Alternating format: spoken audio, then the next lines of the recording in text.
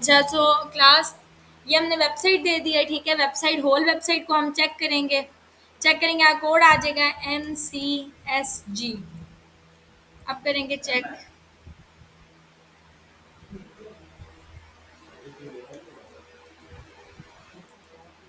ठीक है, ये चेक कर रहा है, ये आपको बता देगा आपके कौन कौन से एरर्स आ रहे हैं, ठीक है, और उनका क्या क्या इशू आ रहा है। ये URL है जो कि आपके पास, वो कह रहा है उसने जितने चेक किए हैं उसमें कौन कौन से लिंक्स ओके हैं URLs, और कौन कौन से हैं जो कि ओके नहीं है, ठीक है। एक फेल हो गया लिंक, वो कौन सा फेल हुआ है, ये सारे इस तरह करके। तो ये आपने देखना है, बेसिकली इवैल्यूएट करना है कि इसमें क्या इशू आ रहा है। उसके बाद हम आ जाते हैं वेबसाइट की कंडीशन। हाँ, ये आ रही है।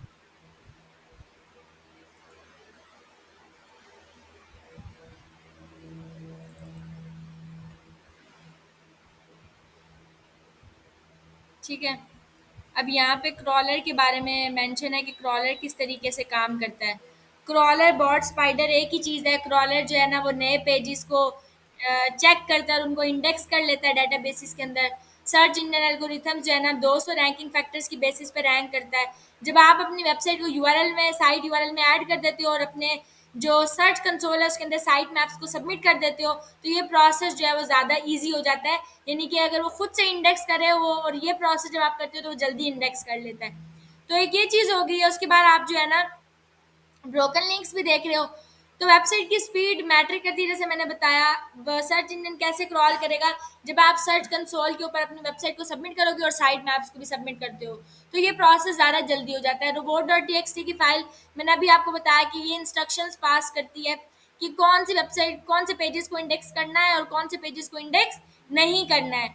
Broken links, dead links, 404 errors, आप डेड लिंक चेकर पे जाते हो, जो कि अभी हम गए और उस पर हम चेक कर लेते हैं कौन कौन से हमारे जो है ना पेजेस फेल्ड हैं।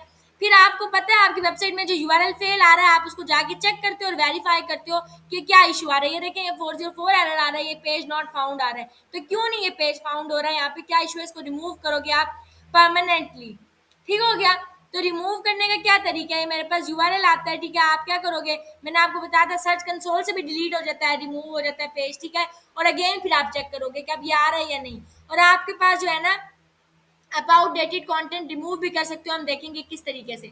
उसके बाद आ जाता है कि आपकी वेबसाइट जो है वो सिक्योर होनी चाहिए, HTTPS होनी चाहिए। अच्छा, एक चीज़ आ जाती है स्ट्रक्चर्ड डाटा। स्ट्रक्चर्ड डाटा क्या चीज़ होती है, मैंने आपको लास्ट क्लास में बताया था कि आप लोगों ने करके आना है, चेक करके आना है।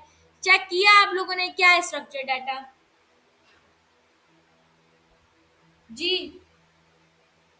इसी तरह निकम्मे मुंह उठा के आ गए हैं, बस कुछ भी नहीं करना आप लोगों ने ज़िंदगी में। स्ट्रक्चर डाटा का मैंने आप लोगों को बताया कि स्ट्रक्चर डाटा जो होता है वो आपके वेब पेज के ऊपर एक प्रॉपर स्ट्रक्चर देता है, ठीक है। एक प्रॉपर स्ट्रक्चर में डाटा आपको शो होता है। फॉर एग्जांपल, उसकी मैंने मिसाल ये दी थी कि जैसे हम जाते हैं schema.org पे। schema.org एक ऐसी वेबसाइट है जो कि आपको इंस्ट्रक्शंस प्रोवाइड करती है कि आप अपनी वेबसाइट के लिए कैसे स्ट्रक्चर डाटा बना सकते हो। तो यहाँ पे आप जाते हो स्कीमास के अंदर। स्कीमास के अंदर आपको क्या मिलता है, यहाँ पे आपको कंप्लीट जो है ना लिस्ट ऑफ प्रॉपर्टीज मिलती है। ये सारी आपके पास एक बुक है, डाटा है, यानी कि you can jump directly to that sites, या जो भी आपके पास कॉमन यूज टाइप है वो। अगर आपने क्रिएटिव वर्क्स पे जाना है, तो अगर आपका कोई क्रिएटिव वर्क है, आपकी कोई बुक है जो आपने लिखी है, कोई मूवी लिखी है, कोई म्यूजिक रिकॉर्डिंग है, रेसिपीज आप डिफाइन कर रहे हो, टीवी सीरीज है, तो आप ये यूज कर सकते हो। Audio object, image object, events के लिए आप ये यूज कर सकते हो। हेल्थ एंड मेडिकल की चीजें हैं वो यहाँ पे आप यूज कर सकते हो। ऑर्गेनाइजेशन है अगर आपकी कोई, आप उसके लिए यूज कर सकते हो। अगर आप एज अ पर्सन अपनी वेबसाइट बना रहे हो, आप ये यूज कर सकते हो। और ये काम हम क्यों करते हैं, क्योंकि जो हमारी लैंग्वेज है, ठीक है, हमारी लैंग्वेज ह्यूमन अंडरस्टैंडेबल लैंग्वेज, या जो हमारा बेसिकली ये कह लेंगे पीसी है, या हमारा जो मतलब कि कंप्यूटर है, वो ये लैंग्वेजेस अंडरस्टैंड नहीं करता जो हम मतलब कि नॉर्मल रूटीन बोलते हैं, या लेट से जो हम उसको इंस्ट्रक्शंस देते हैं वेबसाइट के अंदर। वो क्या करता है, वो कौन से इंस्ट्रक्शंस को गैदर करता है, वो आपके जो है ना मार्कअप्स को अंडरस्टैंड करता है। मैंने आपको पहले भी बताया था कि कंप्यूटर जब भी आप कोई चीज़ बनाते हो या किसी भी लैंग्वेज में काम करते हो, वो आपकी लैंग्वेज को कन्वर्ट करता है इनटू HTML, और फिर एंड यूजर को रिजल्ट जनरेट करके देता है। चाहे आपने डॉट नेट पे काम किया, आपने रिएक्ट पे किया, कुछ भी कंप्यूटर एंड पे उसको कन्वर्ट करता है उस लैंग्वेज को इनटू एचटीएमएल एंड देन वो ह्यूमन को दिखाता है या एंड यूजर को दिखाता है। तो मीन्स के हमें अगर इंस्ट्रक्शंस पास करनी है या एक स्ट्रक्चर डाटा बनाना है तो हमें भी उसको इंस्ट्रक्शंस पास करने की कोई कोड पास करना पड़ेगा जो बेसिकली एचटीएमएल बेस हो, मार्कअप्स हो, जिसमें मार्कअप मीन्स टैग्स। आप लोगों को पहले भी पता है। तो स्कीमा मार्कअप का मतलब ही है कि आप जो है ना वो मार्कअप्स इसमें होते हैं, टैग्स होते हैं, वो डिफरेंट चीज़ों के होते हैं। फॉर एग्जाम्पल मेरे पास अगर मुझे स्कीमा चाहिए फॉर प्रोडक्ट, मेरे पास प्रोडक्ट की वेबसाइट है तो मैं एक प्रोडक्ट के लिए देखूंगी कि किस किस्म का स्कीमा जनरेट कर सकते हैं। प्रोडक्ट पे मैंने जैसे ही क्लिक किया ये देखें, अब ये प्रोडक्ट के लिए schema dot O R G type बता रहा है कि an any offered product on service, for example a pair of shoes, a concert ticket, the rental of a car, a haircut, और an episode of TV show streamed online। यहाँ पे आके वो additional properties बता रहा है, property value क्या होती है, एग्रीगेट रेटिंग क्या होती है, ये सारी है। आप नीचे आ जाओ, सॉरी बैग जल जाते हैं। नीचे अगर आप इसके आ जाएं तो यहाँ पे आपको नजर आता है ये एग्जाम्पल्स। एग्जाम्पल्स के अंदर जो है यहाँ पे एग्जाम्पल नंबर 1 है जिसमें ये नो मार्कअप आ रही है। यहाँ पे कोई मार्कअप जनरेट ही नहीं हुआ। सिंपल आपके पास एक प्रोडक्ट है, प्रोडक्ट का जो है ना इमेज लगी हुई है, प्रोडक्ट की रेटिंग्स है, प्रोडक्ट की प्राइस है। जैसे मैंने आपको बताया था कि एक स्ट्रक्चर में डाटा होना चाहिए, सबसे पहले इमेज होनी चाहिए, फिर उसकी रेटिंग्स होनी चाहिए, फिर रिव्यूज कितने हैं कस्टमर के, फिर प्राइस वो स्टॉक में है या नहीं है, देन डिस्क्रिप्शन। एक प्रॉपर स्ट्रक्चर होता है उसका। तो यहाँ पे एक इमेज मेंशन है, ये सारी चीजें, लेकिन ये एक अच्छा मार्कअप नहीं है, ये नो मार्कअप है। तो हम स्कीमा मार्कअप में या ये एचटीएमएल विदाउट मार्कअप है, हम जो डाटा जनरेट करेंगे वी विल ट्राई कि वो मार्कअप्स में हो। तो हम माइक्रो डाटा पे जाएंगे। माइक्रो डाटा में ये देखें, ये रहे आपके मार्कअप्स और ये रहा schema dot O R G structure, नजर आ रहा है।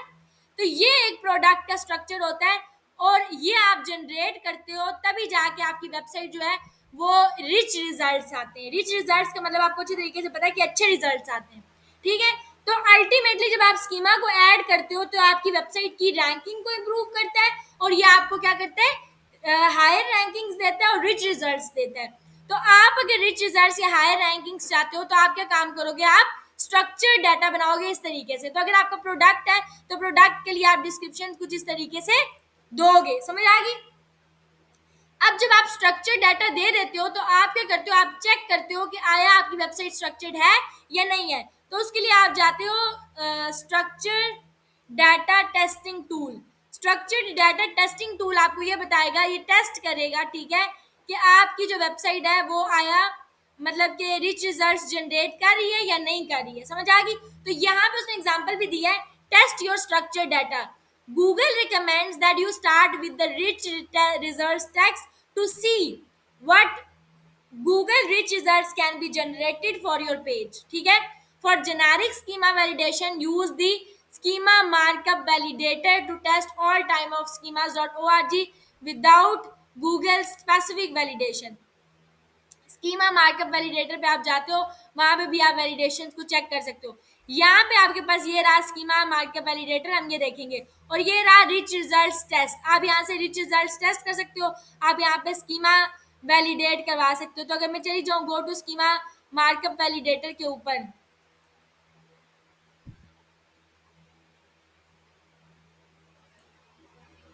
अब यहाँ पे ये क्या काम करेगा, जो स्कीमा मार्कअप वैलिडेटर है ये आपका जो जो भी वैलिडेट करेगा जितने भी वेब पेजेस के ऊपर आपने डाला हुआ है स्ट्रक्चर डाटा, ये उसको क्या करेगा, वैलिडेट करेगा बगैर किसी एरर के, ठीक है।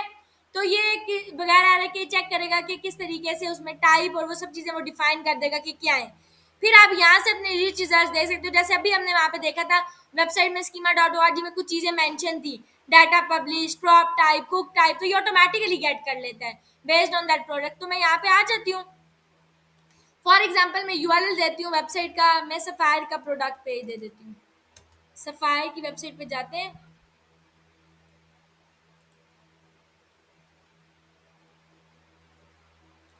और ये रहा इनका कोई प्रोडक्ट पेज, जो ये कोई स्पेशल ऑफर्स कर रहे हैं, ठीक है। ये दे दिया आपने, कॉपी किया आपने, जस्ट टू चेक, रन करेंगे टेस्ट।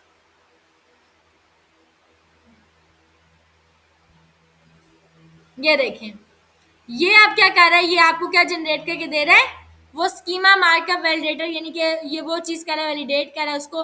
अब ये यहाँ पे डिटेक्ट हो गया है, ये उसके ऊपर आपको क्या क्या चीजें दे रहा है, ये जो सारा भी प्रोडक्ट का कोड है, उसने कोड के बैक एंड देखे, अब उसने सारा वो चीज बैक एंड जो है ना उस वो लिया है, और उसके अंदर वो वार्निंग्स दे रहा है, zero, local business, clothing store, product, ये सारी चीजें। ऑर्गेनाइजेशन पे क्लिक करूंगी, ये देखें क्या चीज आ गई, टाइप, ऑर्गेनाइजेशन, नेम क्या आ गया, सफाई रिटेल लिमिटेड, यूआरएल आ गया सफाई डॉट पी के, लोगो ये आ गया, टाइप आ गई, contact point, telephone number, contact type, email, served area, available language, सारी चीजें। तो यहाँ पे इश्यूज नहीं आए हैं, अगर आएंगे तो आपको पता चल जाएगा कि एरर्स और वार्निंग्स क्या आ रही हैं, ठीक है। प्रोडक्ट पे आप आएंगे, प्रोडक्ट की type, image, URL, description, SKU, product ID, each and everything is available here. समझ आ गया। मैं आ जाती हूँ वेबसाइट पे, theme dot C technologies dot com. I also have a product here, ठीक है।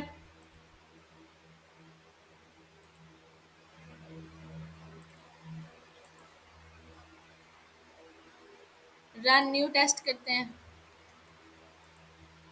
हम इसी को उठा लेते हैं,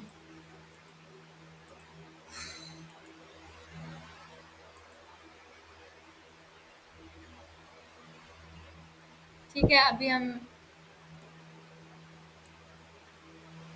किसी भी प्रोडक्ट पे क्लिक कर लेते हैं,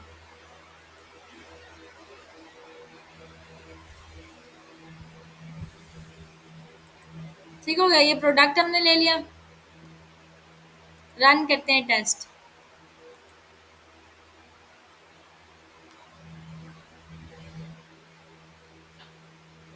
ये देखें, zero error, zero warnings two items. तो ब्रेड, अब देखें यहाँ पे वो चार चीजें नहीं आई, यहाँ पे अब सिर्फ क्या है, प्रोडक्ट और ब्रेड क्रम्ब। इस प्रोडक्ट पे जाएंगे, ये रही प्रोडक्ट की टाइप, उसकी आईडी, उसका नेम, उसका यूआरएल, उसकी डिस्क्रिप्शन, उसकी इमेज, उसका एसकेयू, ऑफर क्या क्या चीजें कर रहे हैं, ठीक है, प्राइस क्या है, उसकी यूआरएल क्या है, टाइप क्या है, each and everything is here. समझ आ रही है। तो ये आपको बेसिकली जो है ना वो वैलिडेट करवा के दे रहा है, ये मार्कअप वैलिडेटर आपको जो है ना वो मार्कअप्स आपके वैलिडेट करवा के दे रहा है। अब अगर मैं आ जाऊँ just to check my rich results, तो आप यहाँ से क्या करोगे, रिच रिजल्ट्स अपने चेक करोगे, यहाँ पे आके यूआरएल दे देंगे और टेस्ट करेंगे यूआरएल।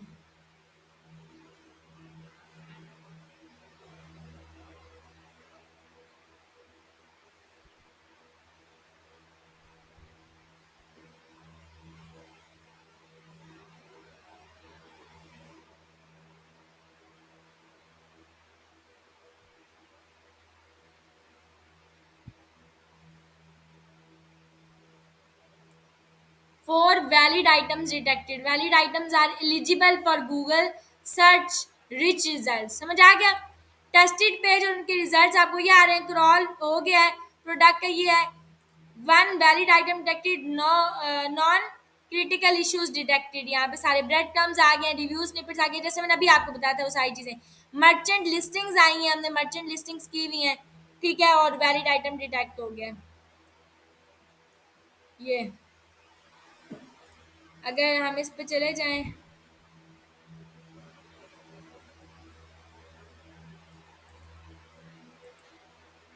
यहाँ पे प्रॉपर्टी हमने दी भी नहीं है ना असल में, इस वजह से, मतलब सर्च कंसोल पे सबमिट नहीं है वेबसाइट ये वाली, ठीक हो गया।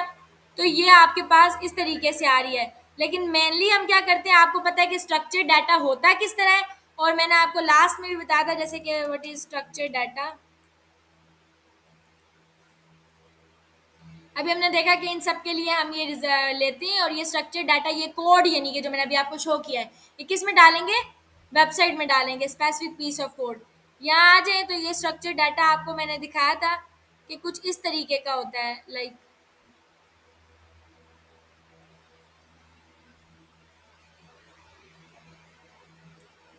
ये मैंने आपको एग्जांपल लास्ट टाइम दिखाई थी, जो शायद आपको समझ नहीं आई है, जो भी है। इस- ये ये रिजल्ट्स मैंने आपको कहे थे, ये क्या आ रहा है, ये स्ट्रक्चर डाटा है आपका। फिर ये नॉर्मल आपका डाटा, ये स्ट्रक्चर डाटा क्या है, ये है। तो मैं ज्यादा प्रेफर करूंगी मैं इस ऊपर वाली चीज पे इस पे क्लिक करूं। ये आपको तब शो होती है इस तरीके से रेसिपीज, जब आप अपनी रेसिपीज को क्या करते हो, स्ट्रक्चर डाटा बनाते हो। आप फिर अपने इवेंट्स को जब स्ट्रक्चर डाटा बनाते हो, ये देखें रिच रिजल्ट्स क्या होते हैं। अब यहाँ पे ये देखें वीडियोस को जब आप स्ट्रक्चर बनाते हो तो वीडियोस ऐसे शो होती हैं। प्रोडक्ट्स को जब आप इवेंट्स को करते हो तो इवेंट्स आपको, एक मिनट, इवेंट्स को जब आप बनाते हो स्ट्रक्चर डाटा तो इवेंट्स आपको इस तरीके से शो होते हैं। फिर जब आप एफएक्यूज बनाते हो इस तरीके से, न्यूज आपको इस तरीके से शो होती हैं। तो ये सारी चीजें आपको जो है ना वो इस तरीके से, प्रोडक्ट्स इस तरीके से शो होंगे। ये नजर आ रहा था। तो ये आपको ऐसे शो होंगे प्रोडक्ट्स। सबसे पहले ये प्रोडक्ट का नाम आ गया, ये सारी चीजें, तो आपके पास रेटिंग्स भी आती है नीचे, रिव्यूज भी, ये सारी चीजें। तो ये चीज हमें अट्रैक्टिव लगती है। ये जो नीचे रेटिंग आती है ना, रिव्यूज और ये सब कुछ स्टॉक वगैरह, ये आपके पास जो है ये रिच रिजल्ट्स होते हैं। तो ये रिजल्ट्स आप बनाने पड़ते हैं। जॉब पोस्टिंग्स हो गई, ये देखें ये आपको इस तरह से रिच रिजल्ट्स देती हैं। तो ये कहाँ पे भी ये रिच रिजल्ट्स बनाने का क्या तरीका है, स्ट्रक्चर डाटा ही है। समझ आ गई। तो स्ट्रक्चर डाटा क्या है, रिच रिजल्ट्स कैसे जनरेट करते हैं। नेक्स्ट चीज आ जाती है duplicate content issues. Duplicate content issues के अंदर क्या होता है कि आप समटाइम्स ऐसा होता है कि हमारे डिफरेंट यूआरएल्स के ऊपर सेम डाटा शो हो रहा होता है। समझ आ गई है। तो सेम डाटा हम शो करते होते हैं डिफरेंट यूआरएल्स के ऊपर, तो वो डुप्लीकेट कंटेंट इश्यूज होते हैं। डुप्लीकेट कंटेंट वहां पे आ जाता है कि आपका कंटेंट डुप्लीकेट है, यूआरएल में थोड़ी सी चेंजिंग है। अगर मैं यहाँ पे बात कर लूँ डुप्लीकेट कंटेंट इश्यूज की एसईओ में, तो डुप्लीकेट कंटेंट इश्यूज क्या है, व्हाट इज डुप्लीकेट कंटेंट। वो कंटेंट जो कि सिमिलर होता है या एग्जैक्ट कॉपी होती है किसी भी कंटेंट की, जो कि मुख्तलिफ वेबसाइट्स के ऊपर होती है डिफरेंट पेजेस पे। मिसाल के तौर पे मैंने किसी वेबसाइट से कंटेंट कॉपी किया है, उसका यूआरएल, मेरा यूआरएल चेंज है, लेकिन जो कंटेंट है that is similar on different pages of the same website. तो एक ही वेबसाइट के अंदर भी, यानी कि अब यहाँ पे क्या है, एक तो यह है कि किसी और की वेबसाइट, और एक यह है कि आपकी वेबसाइट, आपने उसकी वेबसाइट से डाटा अपनी वेबसाइट में कॉपी किया। और समटाइम्स ऐसा होता है, जैसे मैं एक बात करूँ दराज की, दराज की वेबसाइट में मुख्तलिफ पेजेस हैं, ठीक है। तो हो सकता है कि एक प्रोडक्ट जो कि सिमिलर है वो डिफरेंट पेजेस से आया हो। समझ आई, मतलब पेजेस डिफरेंट हो लेकिन जो प्रोडक्ट है वो सेम हो। तो having large number of या large amount of duplicate content on a website can negatively impact SEO ranking, क्योंकि अगर एक वेबसाइट के अंदर भी सेम कंटेंट रेपिटेटिव हो तो ये चीज आपकी जो रैंकिंग्स होती है उसको नेगेटिव इम्पैक्ट देता है। समझ आ गई। या in other words you can say कि डुप्लीकेट कंटेंट वो कंटेंट होता है जो वर्ड फॉर वर्ड सेम होता है, ठीक है, जो कि दूसरे कंटेंट दूसरे पेज पे अपीयर हो रहा है। जैसे यहाँ पे एक एग्जांपल है, the brown fox jumped over the lazy dog, second page पे भी यही है। तो ये आपके पास डुप्लीकेट कंटेंट है, दो पेजेस पे सेम एक जैसा कंटेंट है। लेकिन duplicate content also applies to content that is similar to other content even if it is slightly rewritten like this. अगर अब हम जम्प्ड की जगह लिख दें लीव्ड, तो ज़ाहिर थोड़ा सा ही टेक्स्ट चेंज हुआ ना, मकसद वही है। तो ये भी आपके पास डुप्लीकेट ही कंसीडर होता है। समझ आ गई। तो ये आपके एसईओ को कैसे इम्पैक्ट करता है, गूगल उस पेज को रैंक नहीं करता जो कि डुप्लीकेट कंटेंट होता है। तो Google tries hard to index and show pages with distinct information, ठीक है। तो गूगल ऐसे लोगों को जिनकी इंफॉर्मेशन सेम होती है उसको इंडेक्स करने में जो है ना उसको डिफिकल्टी होती है, या वो उसके लिए मुश्किल चीज़ है। तो अगर आप ऐसे पेजेस को, मतलब जिनके अंदर डिस्टिंक्ट इंफॉर्मेशन नहीं है, ठीक है, वो करते हो, if you have pages on your website without distinct information it can hurt your search engine rankings. तो यहाँ पे तीन इश्यूज हैं जिनके अंदर आपके पास डुप्लीकेट कंटेंट आता है। लेस ऑर्गेनिक ट्रैफिक लेस है, ठीक है। This is pretty straightforward, Google doesn't want to rank pages that uses content that is copied from other pages in Google index. तो आपके पास जो है ना तीन पेजेस का सेम कंटेंट है तो वो रैंक नहीं करेगा। उसके बाद अगर आपके पास ये देखें तीनों सेम है डाटा तो वो चीज़ नहीं है, पेनाल्टी हो जाती है। पेनाल्टी का मतलब है कि उल्टा रैंक करने के बजाय डी रैंक कर देते हो। तो ये सारी कहानी का मकसद ये था। जैसे यहाँ पे भी प्रोडक्ट्स हैं, प्रोडक्ट्स सेम पेज के हो सकते हैं, ठीक है, सेम प्रोडक्ट्स हो सकते हैं। आप यू कैन, अब यहाँ पे क्या कह रहा है, check index pages, one of the easiest way to find duplicate content is to take a look at the number of pages from your website that are index in Google. तो यहाँ पे अगर आप चले जाओ backlinko.com पे तो ये आपको बता देगा कि आपकी वेबसाइट के अंदर कौन कौन से जो है ना वो पेजेस हैं। अब जैसे यहाँ पे वो कह रहे हैं कि वैलिड 124 पेजेस है, एक जो पेज है वैलिड है लेकिन वार्निंग के साथ। तो यहाँ पे आप इशू देखोगे कि क्या इशू आ रहा है। समझ आ गई। तो यहाँ पे 112 पेजेस गूगल ने इंडेक्स किए हैं, लेकिन जो पेज इंडेक्स नहीं किया उसकी क्या रीजनिंग हो सकती है? Which is the amount of pages that we made if that number was this, ठीक है? We had know that lots of pages were getting added automatically and those pages would like contain significant amount of duplicate content. इस सारी बात का मतलब ये है कि all versions of your site should end up in the same place. In short, यहाँ पे किस तरीके से वो बता रहा है कि yoursite.com, yoursite.com, yoursite.com, yoursite.com चारों सेम है, एक में HTTP आ रहा है, दो में, और दो में HTTPS आ रहा है, लेकिन साइट तो सेम है। एंड पे किधर रीडायरेक्ट हो रही है? यहाँ पे। तो ये जो है, इस केसेस में आप यूज करते हो 301 redirects are the easiest way to fix duplicate content issues on your website.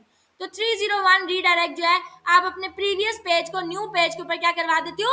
Redirect करवा देते हो। समझ आ गई? तो जाहिर है जब प्रीवियस पेज न्यू पेज पे रीडायरेक्ट हो गया तो एक ही पेज होगा, डुप्लीकेट कंटेंट तो वहां पे खत्म हो गया। ठीक हो गया। सेकेंडली क्या चीज हो सकती है आपके पास? यहाँ पे आपके पास एक चीज आती है कैनोनिकल का टैग भी आता है। कैनोनिकल का क्या, कैनोनिकल क्या चीज करता है? फॉर एग्जांपल मैं यहाँ पे कैनोनिकल दिखा दूं आपको।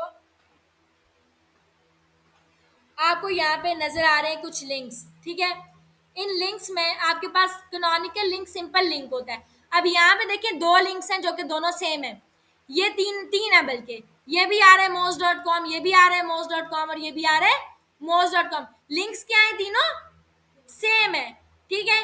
यहाँ पे रिलेशन में क्या है? अल्टरनेट, ठीक है? यहाँ रिलेशन क्या है? होम। यहाँ रिलेशन एंड कैनोनिकल। जिस चीज के आप ऊपर आप लिख देते हो कैनोनिकल, इसका मतलब है कि ये ओरिजिनल लिंक है। तो आप क्या बता रहे हो कि ओरिजिनल क्या है? ये वाला है, बाकी ये दो ओरिजिनल नहीं है। तो कैनोनिकल का मतलब ही ये है कि जो आप, मतलब कि जो आपका मेन लिंक होता है या जो फॉरवर्ड लिंक होता है, जो मतलब सुपीरियर होता है, ओरिजिनल होता है, आप उसके साथ रिलेशन में क्या लिख देते हो? कैनोनिकल लिख देते हो उस लिंक के साथ, इस तरीके से। तो डुप्लीकेट कंटेंट इशू में आपके पास कैनोनिकल का भी कॉन्सेप्ट आता है। और अगर आपने किसी आउटडेटेड कंटेंट को रिमूव करना है, आप रिमूव आउटडेटेड कंटेंट टूल कर लो। जो भी आपका पुराना या आउटडेटेड कंटेंट है वो यहाँ से आप क्या कर सकते हो? रिमूव कर सकते हो।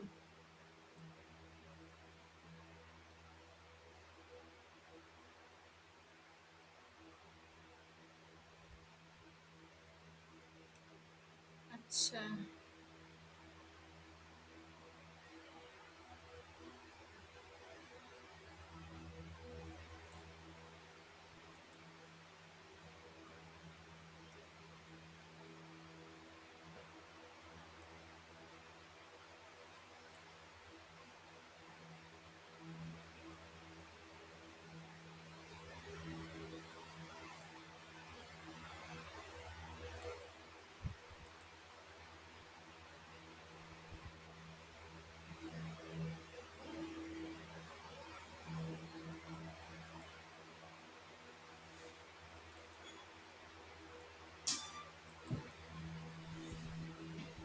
ठीक है। रिक्वेस्ट है refresh of outdated content in Google to, new request करेंगे। रिमूव आउटडेटेड या remove content permanently from Google. ये आपको पॉलिसी सारी बता रहा है। अच्छा, ये मुझे कंटेंट क्यों नहीं दे रहा?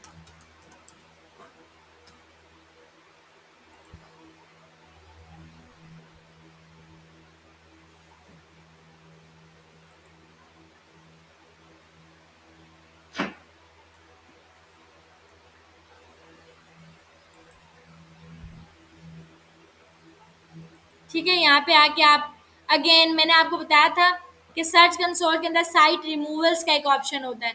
जब आप प्रॉपर्टी ऐड करते हो, लेट्स से मेरे पास ये प्रॉपर्टी है, ये वेरिफिकेशन मांगेगा या रिमूव कर दो। विस्टा, हाँ, ये देखें, ये है रिमूवल्स, नजर आया? इंडेक्सिंग में रिमूवल्स होता है, यहाँ पे टेम्परेरी रिमूवल भी होता है, आउटडेटेड कंटेंट भी होता है, और सेव सर्च फिल्टरिंग भी, जिधर से भी आप रिमूव करना चाहते हो। समझ आ गई? मैंने आपको बताया आप टेम्परेरी भी रिमूव कर सकते हो, आउटडेटेड कंटेंट भी क्या कर सकते हो? रिमूव कर सकते हो। तो ये सारी चीज़ है, it's all about your technical SEO. किसी को कोई बात समझ नहीं आई तो पूछ लें। और इन इन लिंक्स को आप रिमूव करोगे, देखिए जो एरर्स आ रहे हैं 404 नॉट ऑन, इतने सारे लिंक्स हैं जो कि डेड लिंक्स हैं। जी, एसएसएल सर्टिफिकेट तो आपको पता है कि एसएसएल जब आप मतलब कि गूगल जो है ना, जब आप कोई डोमेन खरीदते हो तो वो आपको कहता है कि आप एसएसएल बाय करो, तब जाके आपकी वेबसाइट जो है ना वो सिक्योर बनेगी, एचटीटीपीएस बनेगी। तो एक तो तरीका ये होता है कि आप एसएसएल परचेज करो, लेकिन आप जितनी भी नई जितनी भी होस्टिंग्स है ना, जब आप वो खरीदते हो होस्टिंग एसएसएल फ्री मिलता है यूजली। तो अभी जितने भी लेटेस्ट यानी कि आप डोमेन होस्टिंग लेते हो उसमें यूजली आपकी साइट सिक्योर ही होती है, एचटीटीपीएस ही होती है, वो आपकी पेमेंट के साथ इंक्लूडेड होता है एसएसएल। और अगर नहीं भी है इन केस, तो मैंने आपको फर्स्ट क्लास में बताया था कि आपने साइट को अगर सिक्योर बनाना है तो आप प्लग इन करोगे रियली सिंपल एसएसएल का, जिसके थ्रू आपकी वेबसाइट एचटीटीपी से क्या हो जाएगी, एचटीटीपीएस हो जाएगी। क्या आ रहा था, वो लाइव साइट होगी तो इशू नहीं आएगा।